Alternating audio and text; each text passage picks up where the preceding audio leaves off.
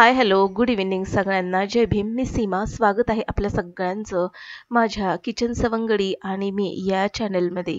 कसे आहात सगळे? आशा करते की तुम्ही मस्त, स्वस्त आणि आनंदी असाल. तर इथे संध्याकाळचे 4 वाजलेले आहेत आणि माझा क्लास सुरू झालेला आहे. सगळेजण सेमिस्टरची तयारी करत आहेत आणि या फ्रंटला ह्या ज्या लहान मुली दिसत आहेत ना, त्या सगळ्या ज्युनियर सिनियरच्या आहेत. तर आज जवळपास 4 ते 6:30 वाजेपर्यंत क्लास सुरू होता आणि क्लास झाल्यानंतर मी झाडलोट वगैरे केले आणि मग तसंच थोडंसं निवांत शांत असं टीव्ही बघत बसलेली. कारण की आज ना माझं डोकं काही ठिकाण्यावर नव्हतं. कारण की कालचा प्रकार मी सांगते. काल रात्री म्हणजे हा जो मोठा मुलगा आहे माझा त्याला भरपूर सर्दी झाली आहे आणि मग मी त्याला म्हणत होते, "थोडंसं कोमट तिळाचं जे तेल आहे ते तुझ्या नाकामध्ये टाकू दे 2 थेंब" म्हणून. तर त्याला ते टाकायचं नव्हतं आणि मला ते त्याच्या नाकामध्ये टाकायचं होतं आणि म्हणून मी त्याला थोडासा फोर्स केला. तर तो थोडासा ओरडून बोलला, "मला नकोय तर का जबरदस्ती करते?" म्हणून. आणि तो ओरडून बोलला म्हणून मला राग आला. तर मग मी त्याला काही फोर्स केला नाही. त्याच्या नाकामध्ये रात्री काही मी तिळाचं तेल टाकलं नाही आणि तशीच मग मी झोपायला निघून गेले. दुसऱ्या दिवशी सकाळी नाश्ता बनवून तयार होता. तर त्याला नाश्त्याला देखील मी विचारलं नाही. कारण की आता कसं आहे, मुलं मोठी होत आलेली आहेत म्हटल्यानंतर त्यांना त्यांचे विचार असतात आणि त्यांना फोर्स केलेला आवडत नाही. त्याच्यामुळे मी आज ना दिवसभर त्याला काहीच बोलले नाही. ना मी त्याला नाश्ता विचारला, ना मी त्याला जेवण विचारलं. तर मी विचारलं नाही म्हणून त्यांनी सकाळचं ना नाश्ता थोडाफार ब्रेड खाल्ला आणि दुपारचं जेवलाच नाही तो. आणि मग संध्याकाळी त्याला इतकी भूक लागली होती, तर मग ते किचनमध्ये येऊन हे दोघं जण ना ब्रेडला तूप वगैरे लावून भाजून खात होते ब्रेड. त्याच्यानंतर लहान मुलगा जेवला देखील आणि हा किचनचा अवतार तुम्ही बघू शकता कसा करून ठेवला.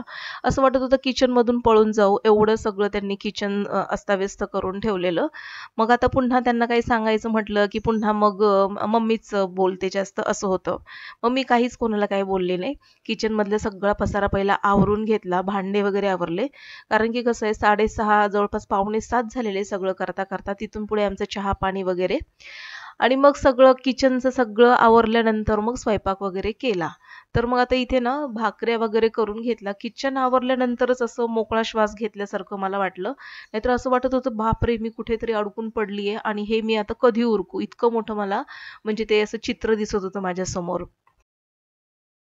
तर लक्षात ठेवा कधी पण सर्दी झाली ना, भरपूर सर्दी जरी झाली ना, तर 2 दिवस हा उपाय तुम्ही करून बघा. तिळाचं तेल असतं ना, थोडंसं कोमट करायचं आणि दोन्ही नाकामध्ये 2-2 थेंब घालून झोपून जायचं रात्री आणि सकाळी बघा तुमची सर्दी जी आहे छूमंतर होऊन जाईल. मी स्वतः एक्सपेरिमेंट केलेलं आहे आणि मला ना असे कडू औषधं वगैरे घेण्यापेक्षा घरगुती उपाय केलेले मला फार आवडतात आणि म्हणून मग मी माझ्या मुलाला असं सांगत होते, "औषधं वगैरे घेण्यापेक्षा तू हे कर." शक्यतो तो पण औषधं घेत नाही. पण मग हे करायला काय हरकत आहे ना? तर मी भरपूर वेळा ट्राय केलं, पण तो ना रात्री खूप उशिरा झोपतो. एकतर अभ्यास करत बसलेला असतो आणि त्याच्या इतकं मी काही जागत बसत नाही. त्याच्यामुळे मी लवकर झोपून जाते. तर असो, तर मग नंतर म्हणत होता, ब्रेड वगैरे खाऊन झाल्यानंतर, "मम्मी रात्री झोपताना माझ्या नाकामध्ये तिळाचं तेल टाक" म्हणून. तर म्हटलं, "का? असू दे ना," म्हटलं, "फोर्स केलेलं तुला आवडत नाही. असू दे," म्हटलं, "चांगलं वाटतंय. जे फुर करत जे म्युझिक वाजवत तू दिवसभर फिरतोस ना, ते छान वाटतं." मित्र पण म्हणत असतील, "अरे वाह! किती छान म्युझिक वाजवतोस," म्हणून. तर तसं म्हटल्यानंतर तो बोलला, की "नाही, नाही, मला ना नाकामध्ये तेल टाक, कारण की उद्या मला कॉलेजला जायचं आहे आणि एक्झाम पण आहे." तर ठीक आहे म्हटलं, मग आज टाकेल त्याच्या नाकामध्ये रात्री झोपताना तेल. आणि मोठ्या मुलाचं आणि माझं असं थोडं काही असं खटकलं ना, की त्याला माहिती आहे लहान्याला, की मम्मी मग आता थोडासा न बोलण्याचा स्टँड घेणार आहे. तर मग तो लगेचच युती करायला जातो त्याच्या मोठ्या भावाबरोबर. मग त्याला स्वतःहून जाऊन विचारेल, "तू जेवलास का? चल आपण काहीतरी बनवून खाऊया दोघं जणं." मग तेच दुपारी म्हणजे संध्याकाळी ते ब्रेड वगैरे भाजून खात होते दोघं जणं आणि कधी न बघायला भेटणारं चित्र ते मला आज बघायला भेटलं. मस्तपैकी दोघं एकमेकांना ब्रेड वगैरे भाजून देत होते. आणि मस्तपैकी खाऊन पिऊन बसलेत आता. किचनचं सगळं मी आवरून घेतलं. मग आता ना, हे भाकरी झाल्यानंतर ना, ताटामध्ये थोडंसं रवाळ्याचं पीठ शिल्लक राहतं. तर कधी तुम्ही ट्राय करून बघा. तर माझा सगळा स्वयंपाक झाला, भाकऱ्या देखील झाल्या माझ्या आणि ताटामध्ये जे रवाळाचं पीठ शिल्लक होतं ना, तर त्या पिठाचं मी नेहमी काय करते ते तुम्हाला सांगते. तर हे जे रवाळ पीठ आहे त्याच्यामध्ये थोडंसं पाणी घालायचं आणि ते जे रवाळ पीठ आहे ना, ते आपल्या चेहऱ्याला अशा पद्धतीने गोलाकार पद्धतीने असं ना चोळून घ्यायचं. तर मस्त छान असं स्क्रबिंग होतो, डेड स्किन पूर्णपणे निघून जाते आणि चेहरा बघा तुमचा मस्तपैकी असा टवटवीत तुम्हाला दिसेल आणि खूप छान असं सॉफ्ट दिसेल. तर याच्यामध्ये तुम्हाला आणखीन काय घालायचं असलं थोडीशी हळद आणि 2 ते 3 थेंब तुम्ही पॅराशूट ऑइलचे किंवा खोबरेल तेलाचे घालू शकता किंवा इतर कुठलंही तेल जरी घातलं तरी चालेल. मस्तपैकी मॉइश्चर होतो चेहरा आणि डेड स्किन सगळी निघून जाते आणि इतका मऊसूत चेहरा होतो ना तुम्हाला. तुम्ही एकदा ट्राय करून बघा आणि मग मला कमेंटमध्ये सांगा. तर इतर कुठलं असं केमिकलचे प्रोडक्ट वगैरे डायरेक्ट आपल्या चेहऱ्यावर लावण्यापेक्षा तर मी तर शक्यतो असं काही वापरत नाही. केमिकलचे प्रोडक्ट वगैरे किंवा कुठली अशी स्क्रबिंगसाठी असं काही क्रीम वगैरे असेल, तर कधीतरी मला खूप असं काहीतरी कुठे बाहेर जायचं असेल, तर त्यावेळेस मी असं छोटंसं प्रोडक्ट वगैरे वापरताना तुम्ही कधीतरीच पाहिलं असेल. पण एरवी हे माझं रेमेडी आहे होममेड. तर तुम्ही एकदा ट्राय करून बघा. तर मी इथे सगळं किचन क्लीन केलं आणि आता ह्या सिंकमध्येच मी फक्त चेहरा धुवून घेतलाय. इतका मऊसूत चेहरा झालाय ना आणि मस्त सॉफ्ट झालाय आता चेहरा. तर किचन सगळं आवरलं आणि आता थोडंसं आता निवांत मला वाटतंय. कारण की दिवसभर माझी सगळी कामं चाललेली आहेत आणि अक्षरशः ना संध्याकाळची माझी एनर्जी पूर्णपणे डाऊन झालेली असते. असं वाटतं की थोडंसं शांत बसावं, कुठेतरी असं शांत बसून यावं किंवा बसायला जावं, जिथे फक्त मी असेल आणि माझा एकांत असेल. तर मला ना जास्त गर्दी, गोंधळ किंवा वायफळ जास्त बडबड केलेली मला स्वतःला पर्सनलीच नाही आवडत. त्याच्यामुळे ना शक्यतो मी स्वतः शांत असते आणि मला एकांत जास्त आवडतो. मग एकांत आवडतो तर तुम्ही म्हणाल, की मग माणसांमध्ये वगैरे मिक्स होतेस की नाही? तर माणसांमध्ये देखील मिक्स होते, पण ठराविक वेळेसाठी आणि तेवढ्यापुरतंच असतं माझं. तर इथे मी किचन वगैरे सगळं आवरलं आणि आता इथे ना मुलाला काहीतरी झालेलं आहे. तर तो माझ्याकडे आलाय आणि म्हणतोय, "मम्मी मला काहीतरी हाताला झालंय" म्हणून. तर मी त्याला म्हटलं, की "काही नाही, अभ्यास करते वेळी ह्याचं काही ना काही चालू असतं." तर तरी पण तो आला दाखवायला. तर म्हटलं, "दाखव काय झालंय?" तर त्याला ना इथे हाताला काहीतरी मच्छर काहीतरी चावला होता वाटतं. तर तो दाखवत होता. तर त्याने इतकं खाजवलंय ना, तर पूर्णपणे ते रक्त काढलं त्याने.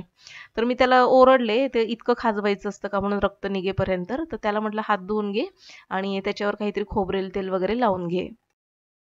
तर ना लादी इतकी गार पडलेली आहे आणि या लादीवरती ना म्हणजे मी थोडी जरी अशी लादीवरती असं बिना चप्पलचं जर फिरले ना तर लगेच गारठा मला जाणवतो.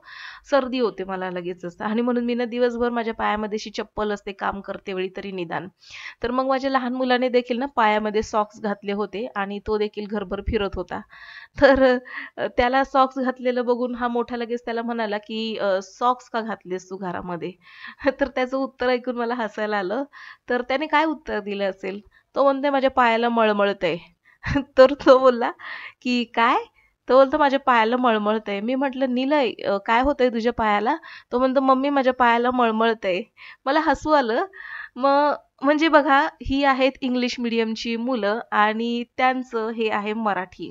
त्यांना मराठीचे शब्द देखील बऱ्यापैकी माहिती नसतात आणि मग हे असं काहीतरी बडबडतात आणि स्वतःचं हसू करून घेतात.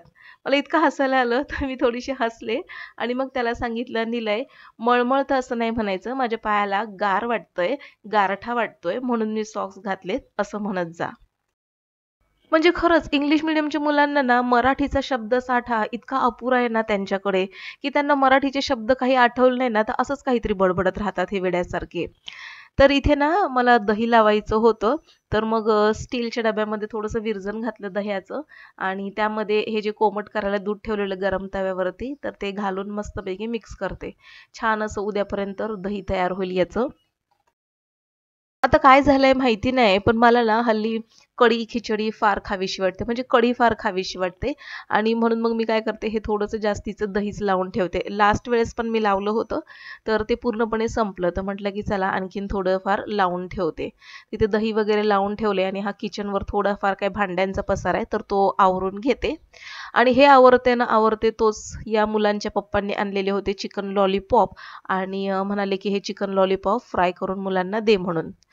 तर मग आता त्याला काय मी मॅरिनेट केलं तर ते सगळं मी नाही दाखवलं कारण की खरंच मला कंटाळा आला होता आणि किचन आवरून झाल्यानंतर पुन्हा जर असं हे करायला सांगितलं ना तर खूप मला कंटाळा पण येतो आणि राग पण आला होता. पण म्हटलं जाऊ दे चला मुलांसाठी तर चालतं.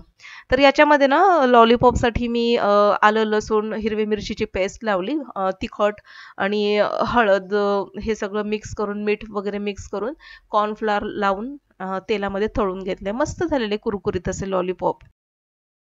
तर बाहेरून आपण जेव्हा विकतचे लॉलीपॉप आणतो ना, तर मला वाटतं 120 रुपयाचे काहीतरी 2च लॉलीपॉप येतात आणि जर आपण घरी असे आणून तयार केले ना, तर भरपूर असे लॉलीपॉप बनतात त्याचे.